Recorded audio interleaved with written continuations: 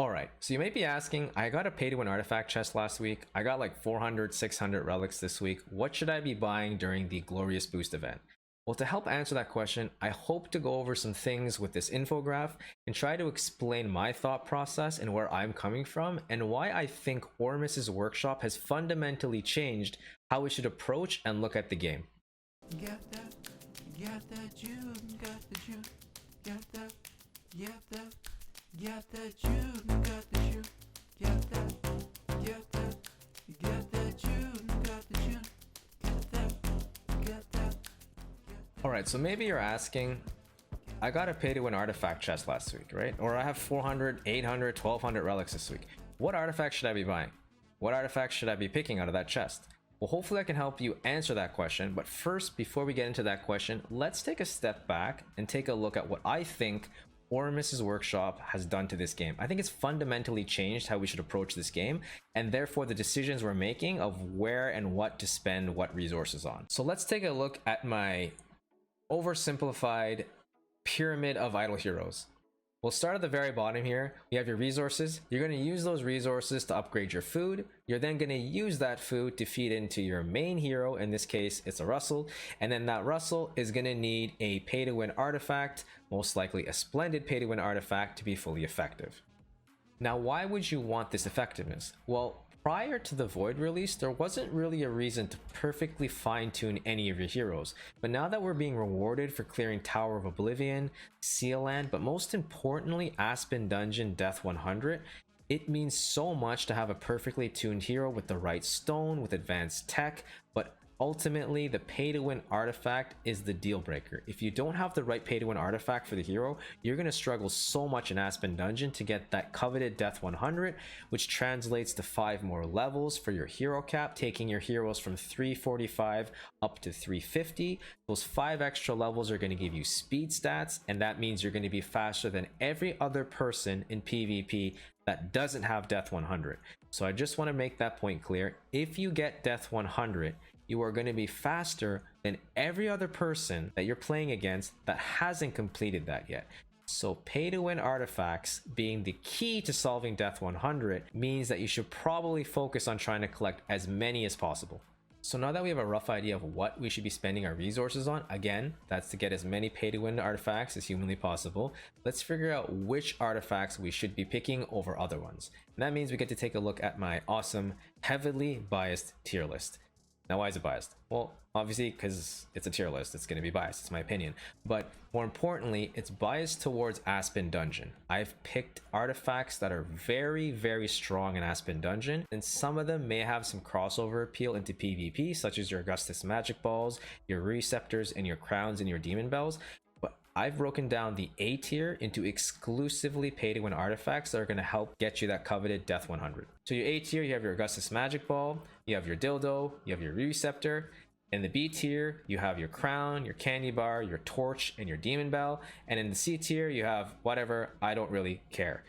You have your Antlers, your MSS, and your Cog. It doesn't really matter. Those aren't really going to affect anything in Aspen Dungeon, and to be honest, currently they don't affect anything outside of Aspen Dungeon. So you can kind of forget that exists. I just put them in the list because they're part of the pay-to-win collection, and it would feel bad to not leave them in there. To touch back on the A tier.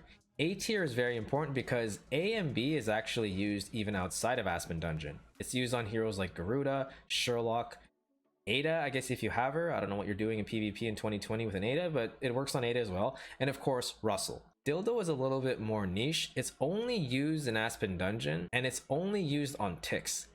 But let me tell you, if you haven't seen any of my videos showcasing Tix's ability to farm energy on solo waves in Aspen Dungeon, I encourage you to watch those because he becomes a god in Aspen Dungeon when given either a Radiant or even a Splendid Dildo. So that is one that has to sit on the A tier. And lastly, of course, you have your Receptor. Receptor is an insane artifact on Sherlock. The enemies, if you weren't aware, in Aspen Dungeon have 30% control immunity. The Receptor gives 30 precision to control immunity, so it cancels that out, pretty much making him a dove machine, doving everything. He is the magic man that's performing miracles all the time. So using either Sherlock, Tix, or Russell, or all of those three is going to give you Death 100 the easiest. So that's why I've included them in the A tier. Now let's take a look at the B tier. We have Crown, Candy Bar, Torch, and Demon Bell. Now, Demon Bell isn't useful at all in Aspen Dungeon, right? I did bias the A section of this tier list to Aspen Dungeon, but the B tier are just good artifacts. And the Demon Bell is actually going to probably be an A tier artifact once people start completing Death 100, because PvP, you just want actives, right? You want actives in round 1. They're the more powerful parts of heroes' abilities. So having a bunch of splendid Demon Bells is actually going to be pretty insane in PvP, but that's not really what this tier list is about. It's about getting to the end game PvP through Aspen Dungeon, and once you do that, your priorities are obviously going to change. But the crown and the candy bar, and to some extent the torch, that one's really niche, but the crown and the candy bar are very useful in Aspen Dungeon, but they're slightly below the A tier. Right now the crown is great on Ada, and the candy bar is going to be good on Adas, your Rogans, your Thokwas. Any hero with some sort of sustain is going to be able to use that very well to counteract the Oberon waves. But the crown again is very powerful, and it can also be used in PvP, so it sits highly on the list. Now the C tier. I'll speak briefly on this. There is 3 artifacts there that really don't get used much in the game at all. Now the Antlers does get used in PvE for maximum damage. The Magic Stone Sword gets a little bit of niche use inside of Aspen Dungeon, but we still haven't found the perfect hero to use it on as far as PvP goes. But I feel that when that hero comes along, that artifact will rise and become a lot more valuable than it currently is. Now the Kiss of Ghost, again, is not that useful. It's good in PvE, not that great in PvP. Again, we're kind of still waiting to see if there's going to be a hero that uses it very well. So that pretty much wraps up my thoughts on how I think Ormus event has influenced the game for me personally.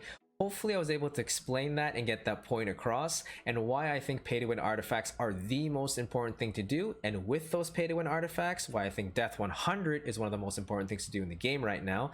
Again, if you agree or disagree, please leave a comment down below. If you have any questions about the tier list or how I've organized this idol hero pyramid, I'd love to hear it in the comments. I also stream every single day at 10 a.m. Eastern Standard Time on Twitch, so if you guys have any question about the tier list or anything that we discussed in this video, or just generally about idol heroes, or you just want to chill, please do stop by. Thanks so much for checking out the video. I hope you found it useful, and we'll check you in the next one. Peace!